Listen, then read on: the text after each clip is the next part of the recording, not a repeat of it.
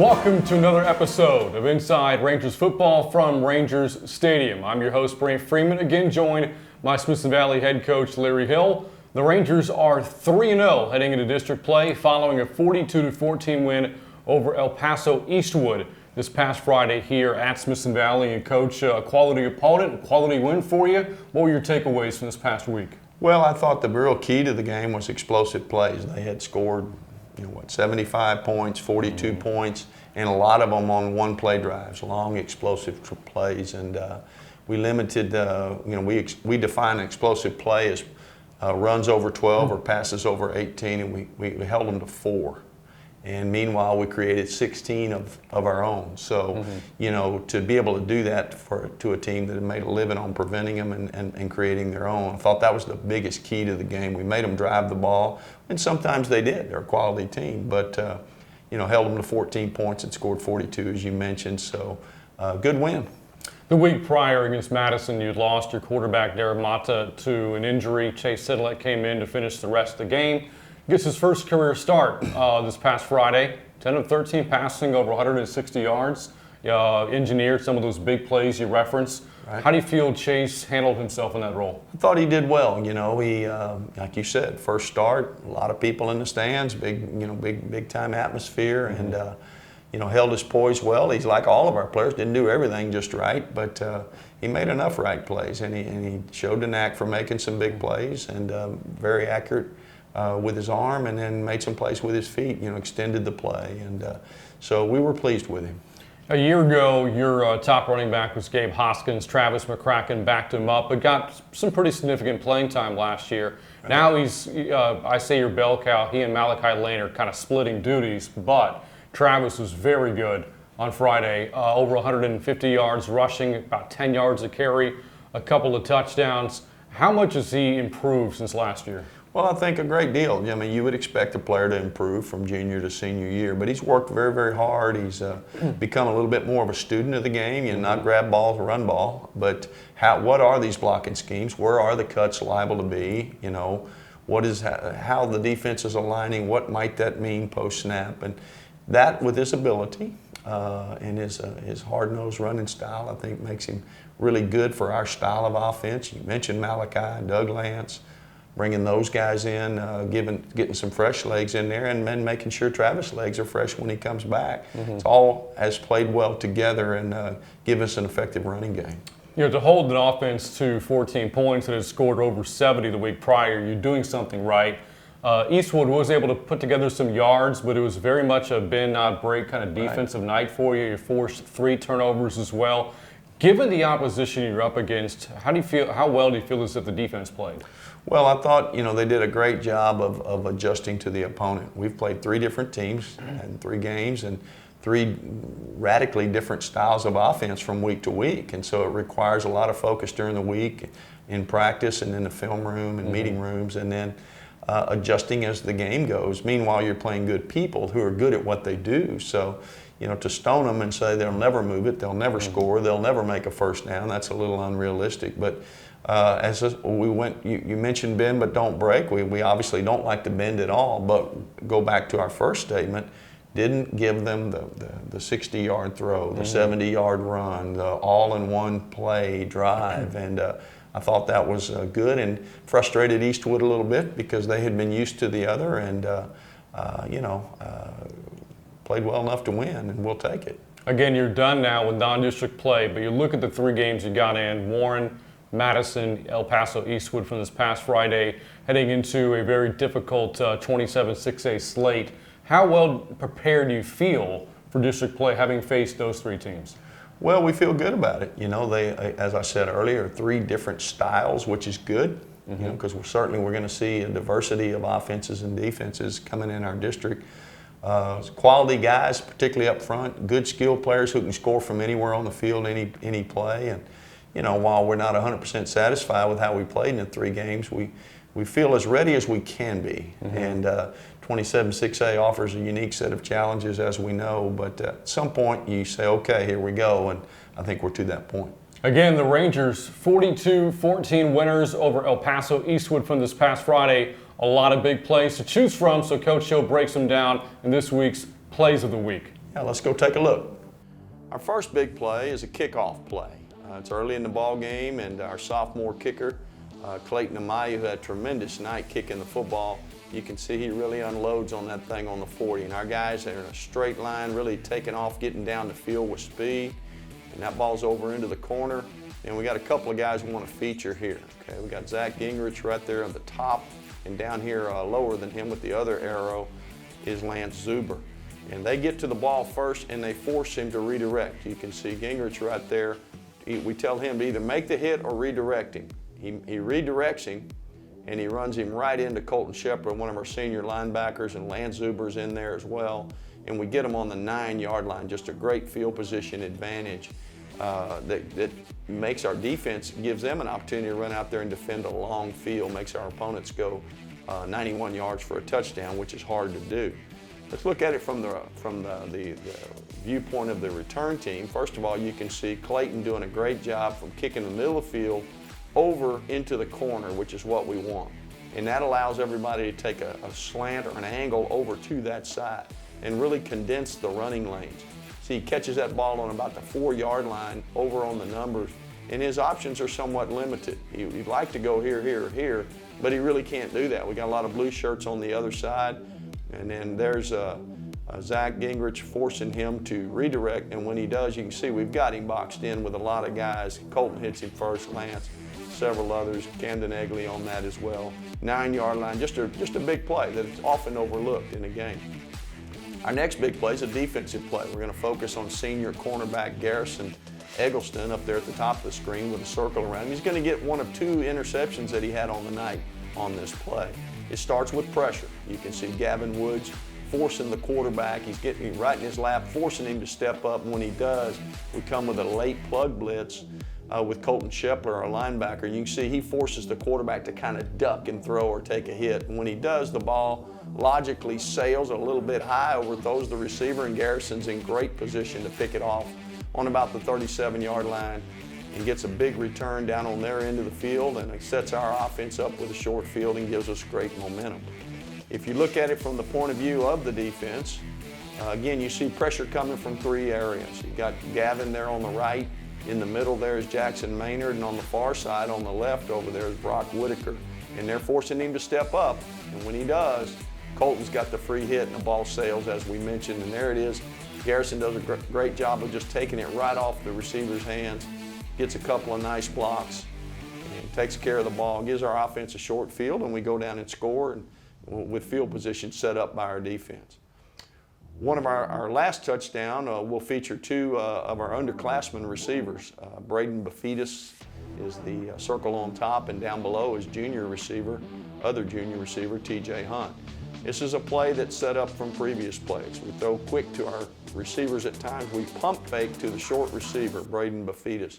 And if you let it run, you see both defensive backs, the cornerback and the safety, are reacting to that pump fake. And when it happens, TJ Hunt then, after the pump fake, runs right by him. Very well thrown ball by our quarterback, Chase Sinlick. You can see it drop just right into stride there. TJ hauls it in, takes it the rest of the way for a touchdown. Well executed play. And, it had the stadium rocking there. Let's look at it from the rear view. It starts with great protection like any pass does. You can see a pretty solid wall there of protection with our tight ends, running backs, and offensive line. Pump fake by Chase, and then he drops that ball. You can see TJ down there behind them all, and then that ball drops right in there to him. Great catch. Long touchdown pass, puts the game away. And of course, student section likes it, and we like it. And those are our plays of the week. And Coach, you highlighted one of Eggleston's interceptions, a player that changed positions over the offseason. Wide receiver for you a year ago, has moved now to a defensive back and seems to be fitting in very well in that new role.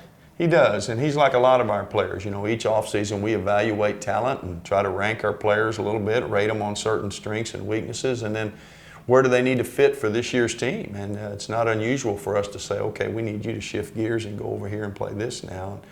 It's a role that Garrison gladly took on, and he's flourished so far. And to get 2 interceptions the other night, we're proud for him. Well, again, Smithson Valley, the win over the Troopers from this past Friday. Up next, the Thunderbirds of Wagner as Smithson Valley opens up 27-6A play right here at Ranger Stadium A game we'll preview coming up right after this on Inside Rangers Football. Coach, this is the year. Give me a chance. I get to try out? Yes! This is the year. Get your guns up. Get your guns up.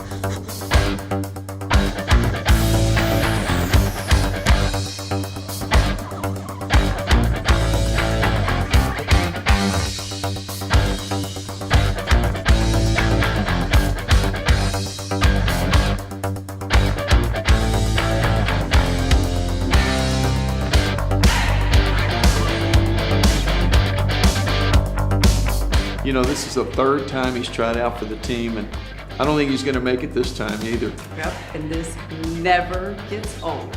Dr. Embry, would you like a try? Absolutely.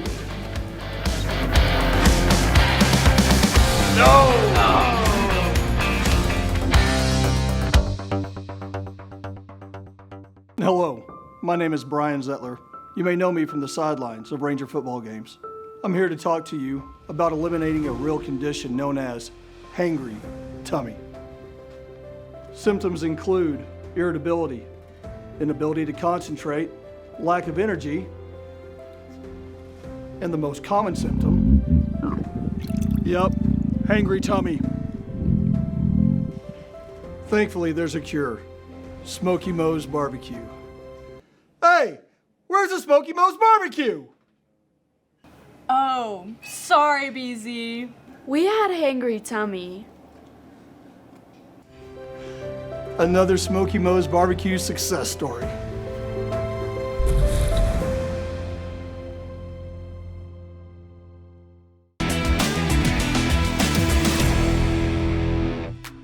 This week in Rangers trivia, Smithson Valley is 3-0 after its 42-14 win over El Paso Eastwood on Friday. When is the last time that the Rangers started a season 3-0? Is the answer A, 2020, B, 2017, or C, 2014?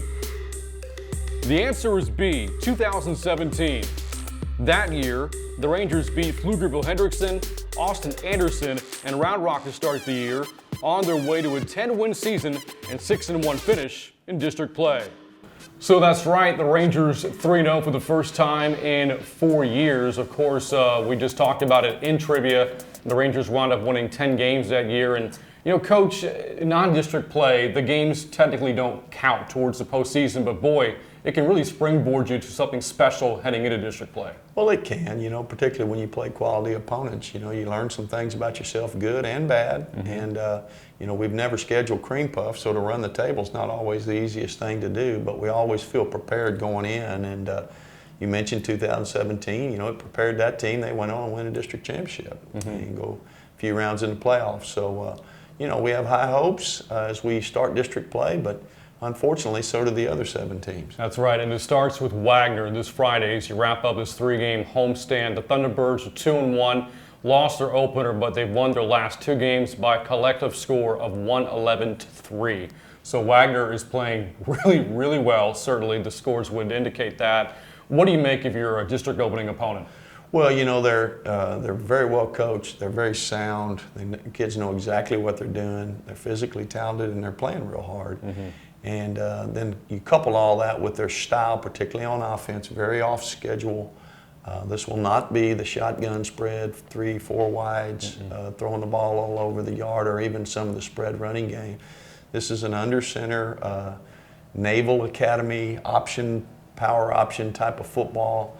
Very multifaceted within that. Don't confuse that with being a boring slug it out. It can be slug it out, but they're getting on the edge and running misdirection, and they got the ball in multiple players' hands, and then when you get lulled to sleep, they throw it over the top of you. Have been very successful. They've continued to develop that and get better and improve on it every year, and this year they're clipping at an all-time rate. So real challenge for our defense this week. You said it, there's not really comparable opponent in terms of what they want to do offensively. Nobody you face in non-district runs a triple option. Nobody else you'll face the rest of the year will run the triple option. It's not an offense that defenders see very often. So how much time do you spend preparing for this, not just the week of the Wagner game, but in the offseason?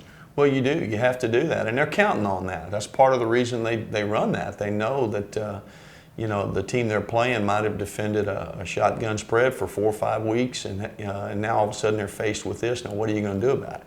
Mm-hmm. You line up with something exotic. You think to stop them. Well, they're well versed in that. They're better at what they do than this new thing that you put on. So you have to try to find a way to do what you do, but be ready for it coming at you a different way. And we do have to spend some time on it in the out of season and in the spring and even some of the early parts of fall camp. So we think we have a feel for what it is, but you can't really simulate that in practice very well because your scouts just don't ever run that. Your scout team doesn't run that. So it's a tall order, but hopefully we're up for it. I know this is easier said than done, and this also applies to any offense you face, but how critical is it when facing the triple option to win first and second down and force them into uncomfortable third and longs? Well, you're right. It's true every week. Now, Wagner, if it's third and long, they don't mind staying with the option. If you're going to kind of get on your heels or play some kind of nickel or pass defense, they'll can and will run the football in their option style and convert on third down. So I'm not sure that you ever really have them in a have to pass because of that. They're very fourth down oriented. You may see some fourth downs where they're not sending the punt team out there. So it's a different type of game, no question. And we'll have to make some plays in the kicking game, and our offense will have to either have the ability to match them or keep the football out of their hands by possessing the ball ourselves. So just like any game, it's a team-oriented endeavor, but maybe a little different style of endeavor than you normally see. It's easy to get enamored with and get all caught up in preparing for the triple option, worried about Wagner's offense, but you look at the other side of the football, last 2 games, again, just 3 points given up. The 2 opponents they've faced not even combining for 200 yards of offense, so defensively they've been just as good over the past couple of ball games. What challenges does their defense present to you? Well, their front's particularly impressive. They're down linemen up front, guys with the hand on the ground, just they got some good size, but they're very active and they move when they play real strong and they go make tackles. They're not guys that just take on blocks. Take out the interference, let someone else make the tackle. They're making plays. Their linebackers have great quickness and their secondary is well versed in their coverages for both run support and coverage, and then they get up on people. They get that offense rolling downhill, and suddenly they're up 3-4 touchdowns, and people are having to abandon their game plan to try to get back in the game. And so, it's like any good team. Their offense and defense fit well together. You have some history against Wagner. Now, there was a couple of years the Thunderbirds had dropped down to Class 5A. They've since been elevated back up to 6A, but even before then, you've been in a district with them before. Last year, you opened up 27-6A play against them in Converse and dropped that game in overtime. What do you recall about that game? Well, they played extremely well, made the plays they needed to make to win. We turned the ball over on our own 1-yard line, gave them a 1-yard drive. We had another fumble in the red zone, and we weren't able to throw and catch some passes that we were wide open on. And they made I think they converted on a draw play, 3rd and 19, 2nd and 18. They ran the same draw and converted. So they made some plays when they needed to that we're going to have to do a little bit better job on this Friday night. What's the biggest difference in district games compared to non-district? Well, the fact that, they count, of course, and there's 8 good teams in our league. 4 of them are going to win every week, 4 are going to lose. And if you're one of the fortunate few that can just win this one game tonight, we get a game up on 4 quality opponents. And we know the level of separation in the league from top to bottom is paper thin. Yeah. And so every game you can get, that one win tonight. Don't worry about next week or a month from now. What's going on tonight? And if the worst happens and the 4 teams that lose, they can't really pout. We got another one coming. Same thing. 4 of them are going to lose next week. So, it makes you kind of forces you into a very even keel approach. And while this is a big game, looking at the 2 records of the 2 teams coming in, and has the markings, the trappings of a big game, a lot of excitement. It's just game 1. Okay, let's win this baby and move on. And they'll get our best. We'll get their best, but it is a long journey. Well, again, Smithson Valley hosting Wagner in the 27-6A opener this Friday. right here at Ranger Stadium. A game we'll have for you on the Rangers Network. Kickoff is at 7 o'clock. That's going to wrap up our show for this week. For head coach Larry Hill, I'm Brant Freeman. You've been watching Inside Rangers Football. We'll see you next time.